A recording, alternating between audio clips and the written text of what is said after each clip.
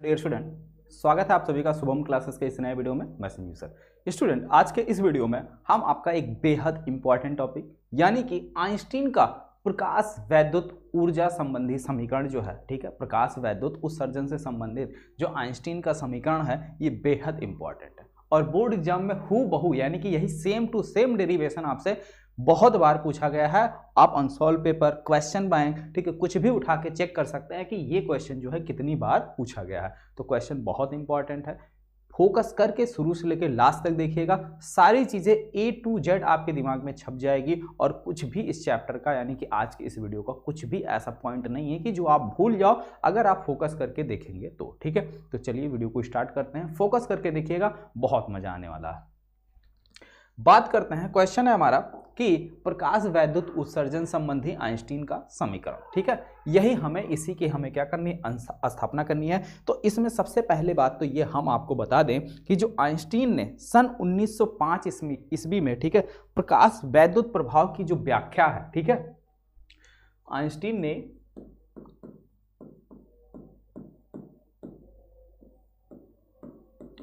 प्रकाश वैद्युत प्रभाव की जो व्याख्या है, प्रकाश वैद्युत प्रभाव क्या चीज है, चैप्टर पढ़ाते समय डिटेल में बताया गया है कि प्रकाश वैद्युत प्रभाव की जो व्याख्या है, और वैसे भी क्वेश्चन में हम जितना भी हो सकता है मैक्सिमम कुछ चीज बताने की कोशिश, यहाँ इसको हम डायरेक्ट प्रूव करा सकते थे लेकिन जो है हम सोचे थोड़ा आपको डिटेल में बता दें कि व्याख्या 1905 ईस्वी में, 1905 में, ठीक है, सन 1905 में किसके आधार पर की थी, किसके आधार पर, इसकी जो व्याख्या की गई थी वो क्वांटम प्रकृति के आधार पर, व्याख्या इतने में क्वांटम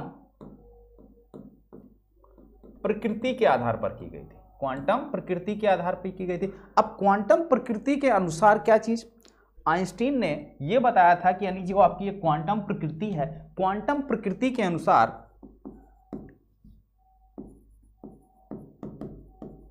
क्वांटम प्रकृति के अनुसार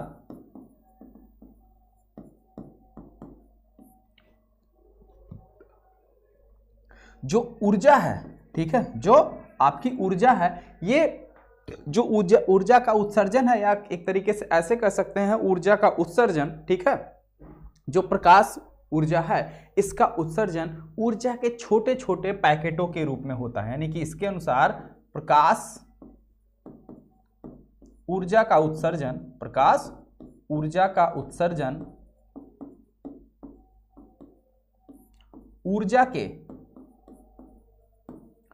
छोटे छोटे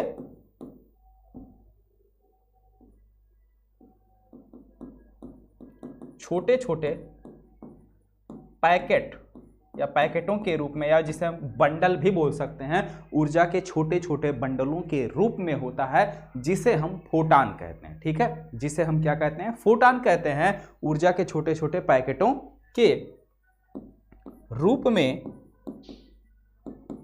होता है, जिसे हम फोटान कहते हैं। क्या कहते हैं, फोटान कहते हैं, या इसको ये इस तरीके से भी लिखा मिल जाएगा कहीं कहीं आपको, फोटान कहते हैं, ठीक है। और प्रत्येक फोटान की जो ऊर्जा है वो कितनी होती है, E बराबर, प्रत्येक फोटान की जो ऊर्जा E है, ठीक है, E equal to h nu होती है, ठीक है। और प्रत्येक फोटान की ऊर्जा, और प्रत्येक फोटान की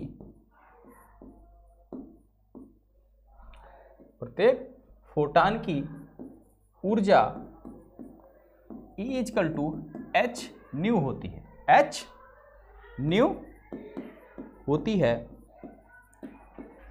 जहां h जो है ये आपका क्या है, प्लैंक नियतांक है। क्या है, प्लैंक नियतांक है, प्लैंक कांस्टेंट है। इसका मान आपको पता है 6.67 समथिंग कुछ होता है, ठीक है। और न्यू जो है ये प्रकाश की आवृत्ति है, प्रकाश की आवृत्ति यानी कि फ्रीक्वेंसी है, ठीक है, प्रकाश की फ्रीक्वेंसी है या आपतित है। बात समझ में आई। अब सबसे बड़ी सवाल इसमें यह है कि आइंस्टीन के अकॉर्डिंग, आइंस्टीन के अनुसार ये जब, यानी कि कौन, फोटॉन किसी धातु की सतह से टकराते हैं, किसी धातु की सतह से टकराते हैं, तो एक फोटॉन धातु के एक मुक्त इलेक्ट्रॉन से अनुक्रिया करता है, ठीक है, और अनुक्रिया करने के बाद ये अपनी पूरी एनर्जी उस एक इलेक्ट्रॉन को दे देता, ठीक है, किसको दे देता है, उस एक इलेक्ट्रॉन, यानी यहां 1-1 मैपिंग है, ठीक है, 1-1 मैपिंग है, ऐसा नहीं कि एक है, ठीक है। अब आप समझ रहे होंगे हम क्या कहना चाह रहे हैं कि एक जो है एक ही से अनुक्रिया करता है, किसी और के चक्कर में नहीं रहता है, ठीक है, यहां पे 1-1 मैपिंग है, ठीक है। तो जब इसकी ऊर्जा है कितनी, h न्यू, ये एक इलेक्ट्रॉन से अनुक्रिया करेगा, जैसे मान लो ये कोई धातु की सतह है, इससे आके ये h न्यू आवृत्ति का प्रकाश क्या करता है, टकराता है, तो इसके अंदर जो मुक्त इलेक्ट्रॉन है उससे अनुक्रिया करके अपनी पूरी एनर्जी इसको दे देता है। लेकिन इसकी जो पूरी एनर्जी है वो दो प्रकार में, यानी कि दो रूपों में डिवाइड होती है। पहली यह है कि ये जो इलेक्ट्रॉन है जो धातु की सतह के अंदर है, इसको बाहर निकालने के लिए, यानी कि इसको बाहर निकालने के लिए, प्लस इसको गति प्रदान करने के लिए, प्लस यानी कि इसको वेग, यानी कि इसको वेग प्रदान करने के लिए, यानी कि वेलोसिटी प्रदान करने के लिए ये जो h न्यू है इन्हीं दो रूपों में क्या होती है, खर्च होती है, और इसी के बेस पे पूरा का पूरा डेरिवेशन आपका सॉल्व होगा। बात समझ में आ गई यहां तक। ये पॉइंट देखिए, अगर आप बोर्ड एग्जाम में लिखना चाहते हैं, लिखकर प्रूफ करना चाहते हैं, तो ऊपर वाली लाइन कोई जरूरी नहीं है, यहां से आप लिख सकते हैं, यहां से, ठीक है। वैसे ऊपर वाली लाइन भी अगर आप लिखते हैं तो ज्यादा बेटर होगा। चलिए अब हम बढ़ते हैं प्रूफ की तरफ। आवृत्ति है, ठीक है। आइंस्टीन के अनुसार, आइंस्टीन के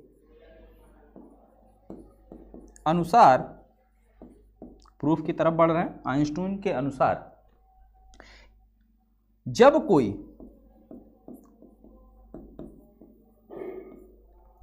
फोटॉन धातु की सतह से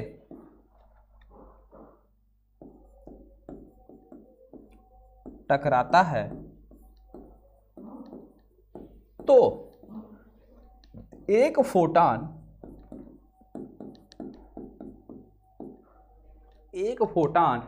धातु के अंदर उपस्थित एक ही मुक्त इलेक्ट्रॉन से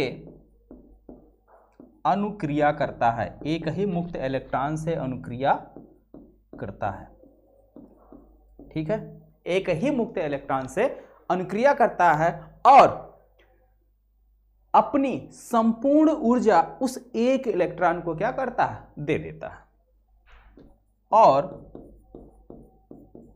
अपनी संपूर्ण ऊर्जा उस एक मुक्त इलेक्ट्रॉन को दे देता, संपूर्ण ऊर्जा उस मुक्त इलेक्ट्रॉन को, उस मुक्त इलेक्ट्रॉन को दे देता है, जो मुक्त इलेक्ट्रॉन को दो रूपों में प्राप्त होती है, ठीक है, जो मुक्त इलेक्ट्रॉन को दो रूपों में प्राप्त होती है, दो रूपों में प्राप्त होती है, ठीक है, यहां तक नोट कर लीजिए। अब इसके बाद हम इसको मिटाते हैं और वो उन दोनों रूपों की हम बात करते हैं, ठीक है, यहां तक चीजें हो गई, नोट कर लीजिए, स्क्रीनशॉट ले लीजिए। चलिए आगे देखिए, पहला कौन सा, धातु की सतह से, धातु की सतह से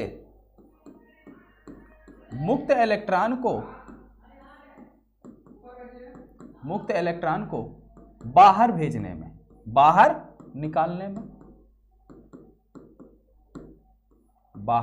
में, और दूसरा जो है बाकी की शेष ऊर्जा, ठीक है, शेष ऊर्जा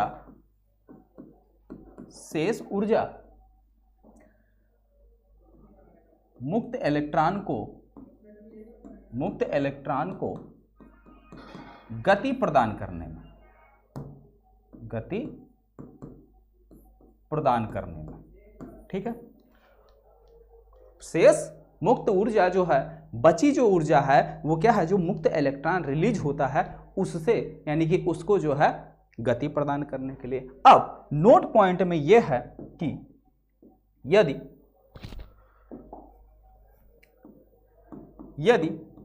किसी आपतित फोटॉन, यानी कि यदि किसी धातु की सतह पर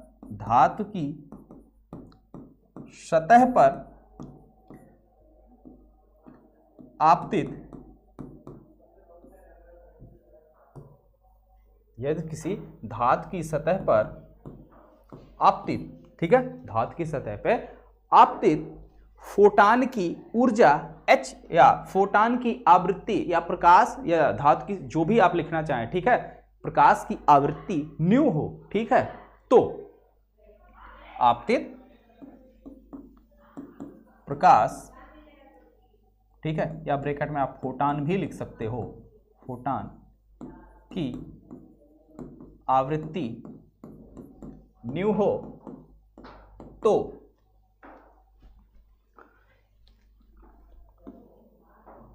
प्रकाश की ऊर्जा बराबर कितना हो जाएगा, एच न्यू, ठीक है। अब कंडीशन के अनुसार, यानी कि शर्त के अनुसार,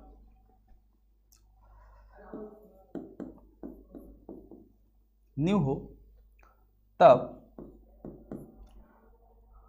और इसी में लिखिए, और धातु की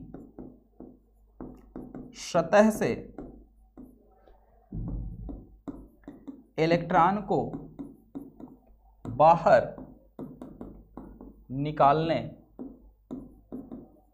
के लिए आवश्यक ऊर्जा क्या कहलाती है, कार्यफलन कहलाती है, वही चीज यहां पे हम लिख रहे हैं, ठीक है। बाहर निकालने के लिए आवश्यक कार्यफलन W0 हो के लिए आवश्यक कार्यफलन W0 हो, और उत्सर्जित इलेक्ट्रॉन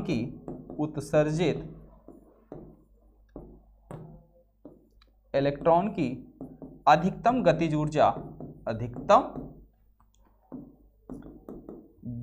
ऊर्जा के हो तब, अभी घबराइए मत, शार्ट में फिर से समझा देंगे, ठीक है। अभी बस आप पूरा डिटेल में नोट करते जाइए, क्योंकि सेम टू सेम ऐसे ही आप बोर्ड एग्जाम में लिखेंगे तभी आपको ये 4 नंबर मिलेगा, क्योंकि ये डेरिवेशन अगर हम शार्ट में समझाएं तो बहुत छोटा है, यानी कि 5 मिनट का, मैक्सिमम 5 मिनट का समय लगेगा, लेकिन मेन पॉइंट है इसको जो है लिख के जब आप करोगे तभी आपको पूरे नंबर मिलेंगे, ठीक है। शार्ट में कर दोगे तो शार्ट यानी कि 2 नंबर मिलेगा आपको।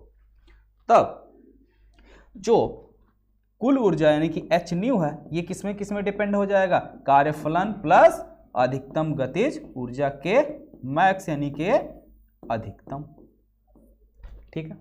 यदि उत्सर्जित इलेक्ट्रॉन का वेग कितना हो, v हो, यदि उत्सर्जित इलेक्ट्रॉन का अधिकतम वेग v हो और इलेक्ट्रॉन का द्रव्यमान m है, तब यदि उत्सर्जित इलेक्ट्रॉन का अधिकतम वेग v व द्रव्यमान m है या m हो, तो k इजकल टू क्या हो जाएगा, k मैक्स इजकल टू हो जाएगा आपका हाफ mv स्क्वायर मैक्स, ठीक। अब ये चीज उठा के यहां पे पुट कर दो तो h न्यू इजकल टू हमको क्या मिल जाएगा, W0 प्लस k की जगह हम क्या लिखेंगे, half mv square max, half mv square max, ठीक है। ये आपका हो गया, ये आपका समीकरण नंबर 1 था, ये आपका समीकरण नंबर 2 हो गया। अब ये भी जो है यहां तक आप स्क्रीनशॉट ले लीजिए, इसको भी हम मिटाने वाले हैं, ठीक है। यहाँ तक आप स्क्रीनशॉट ले लीजिए। इसको भी अब हमें क्या करना पड़ेगा, मिटाना पड़ेगा, क्योंकि स्पेस हमारे पास बचा नहीं है। ठीक है, चलिए देखिए क्या निकाला था हमने, h nu equal to W0 plus half m v square max. धीरे धीरे हम प्रूफ की तरफ पहुंच जा रहे हैं, आप दिक्कत मत लीजिए। यदि उत्सर्जित इलेक्ट्रॉन का वेग 0 हो, यदि उत्सर्जित इलेक्ट्रॉन का क्या हो, वेग 0 हो, तब क्या हो जाएगा, यदि उत्सर्जित इलेक्ट्रॉन का वेग v बराबर 0 हो, तब क्या मिलेगा हमको, तब half m v square equal to क्या मिल जाएगा, 0। तब ऐसी कंडीशन में h न्यू इक्वल टू क्या हो जाएगा हमारा, W0। h न्यू बराबर क्या होता है, h, जहां पे ये है क्या चीज, कार्य फलन है। क्या चीज है ये, कार्य फलन है। और जब ये कार्य फलन है, ठीक है, तब इसकी जो फ्रीक्वेंसी है, ठीक है, यानी मतलब ये है कि आपतित फोटान की फ्रीक्वेंसी, फोटान की आवृत्ति देहली आवृत्ति के बराबर होगी। और देहली आवृत्ति होती क्या चीज है, देहली आवृत्ति के बराबर होगी, यानी न्यू बराबर न्यू 0 को हो जाएगी। तब यहां से W0 बराबर हमको क्या मिल जाएगा, h न्यू 0। और यही W0 का मान उठा के आप इस समीकरण नंबर 2 में रख दीजिए। ठीक है, तो h न्यू इक्वल टू हमको क्या मिल जाएगा, h new 0 plus half mv square max.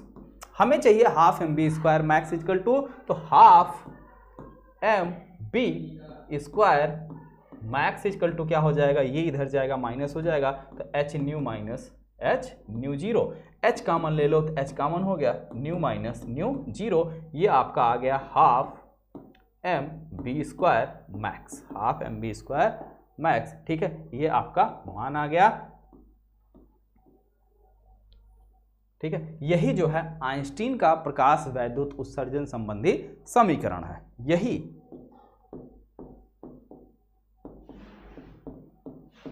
Einstein का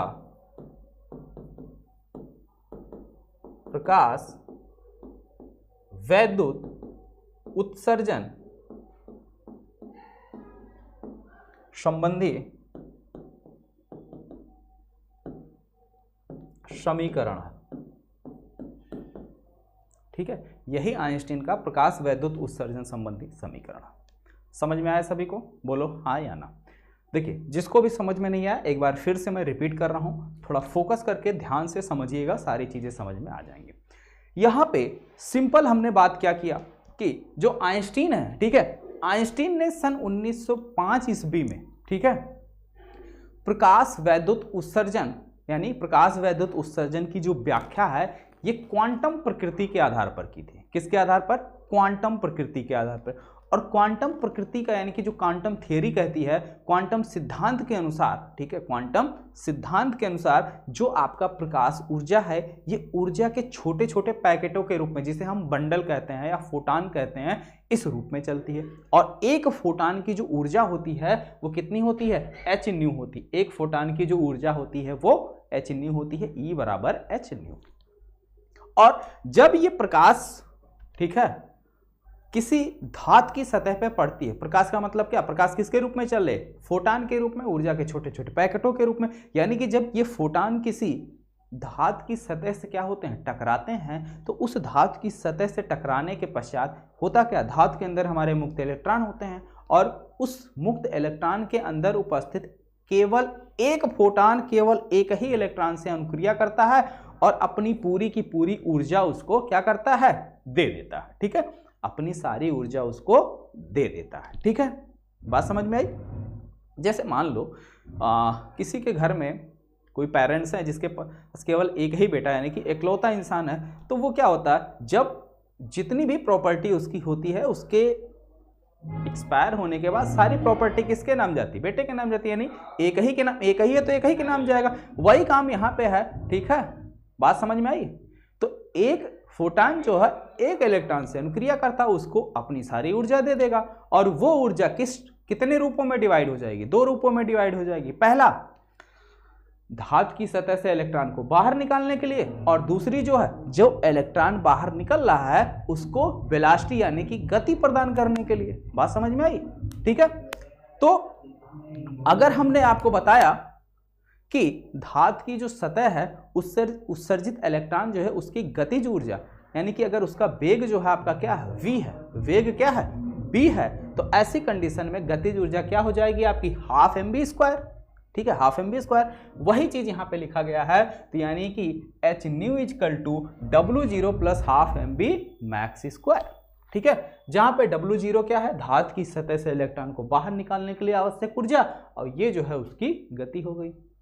फिर वही चीज, अगर उत्सर्जित इलेक्ट्रॉन का वेग जो है v बराबर 0 हो जाए तो जो आपतित फोटान है वो केवल धातु की सतह से इलेक्ट्रॉन को बाहर ही निकाल पाएगा, उससे गति नहीं दे पाएगा। बात समझे?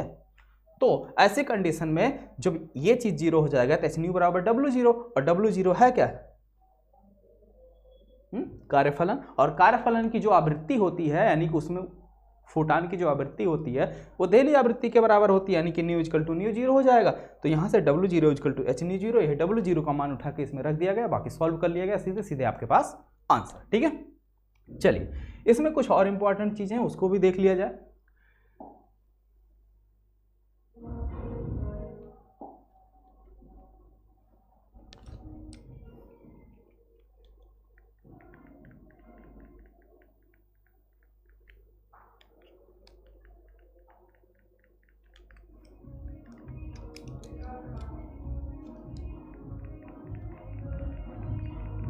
ठीक है, देखिए पढ़ाई में अगर आपको कहीं कोई डाउट या कोई समस्या आती है, पढ़ाई में कोई डाउट है, तो उसके लिए आपके पास ये डाउट नेट का जो है ऐप है। डाउट नेट के ऐप के जरिए आपका जो डाउट है, यानी कि अपने क्वेश्चन की फोटो खींचिए, फोटो खींचने के बाद उसको क्रॉप करो, क्रॉप जैसे करोगे तुरंत आपको उसका वीडियो सोल्यूशन मिल जाएगा, और आप फ्री में अनलिमिटेड सवाल पूछ सकते हैं। फ्री में अनलिमिटेड सवाल पूछ सकते हैं, और ये सुविधा क्लास 6 से लेकर 12 तक के बच्चों के लिए, साथ साथ IIT, JEE, NEET, CBSE, UP, Bihar, Rajasthan, ठीक है, अदर स्टेट बोर्ड। अगर फिजिक्स, केमिस्ट्री, मैथ, बायो या साइंस के किसी भी क्वेश्चन में किसी को कोई प्रॉब्लम होती है तो डाउट नेट के ऐप के जरिए आप अपना डाउट क्लियर कर सकते हैं। और डाउट नेट पे आपको मिलती है ऑनलाइन क्लासेस, क्लास 9 to 12, साथ साथ IIT, JEE और नीट की, और जिस पे इनरोल होकर मैक्सिमम बच्चे अपना मैक्सिमम अंक स्कोर भी किए हैं और स्टेट टॉपर भी रह चुके हैं। यहाँ पे रिकॉर्ड आपके सामने शो हो रहा है। और डाउट नेट का जो ये ऐप है ये आप प्ले स्टोर से, यानी अपने मोबाइल के प्ले स्टोर से डाउनलोड कर सकते हैं। और डाउट नेट के व्हाट्सएप ग्रुप और टेलीग्राम ग्रुप से जुड़ने के लिए आप नीचे दिए गए डिस्क्रिप्शन बॉक्स में लिंक दिया गया है, उससे जो है आप जुड़कर जो है अपना डाउट क्लियर कर सकते हैं। ओके, तो सभी लोग, जो भी बच्चे अभी तक इंस्टॉल ना किए हैं वो इंस्टॉल कर लें। और अगर आपको कोई समस्या है, कोई डाउट आता है आज के इस सेशन में, ठीक है, वापस से आते हैं हम अपने टॉपिक पर। अगर आज के इस सेशन में किसी को प्रकाश वैद्युत उत्सर्जन संबंधी, ठीक है, किसी को कोई समस्या, कोई डाउट या कोई परेशानी आती है तो आप जो है कमेंट बॉक्स में कमेंट करके पूछ सकते हैं। ठीक है, आज के लिए सिर्फ इतना ही, मिलते हैं फिर नेक्स्ट वीडियो में। Okay, thank you.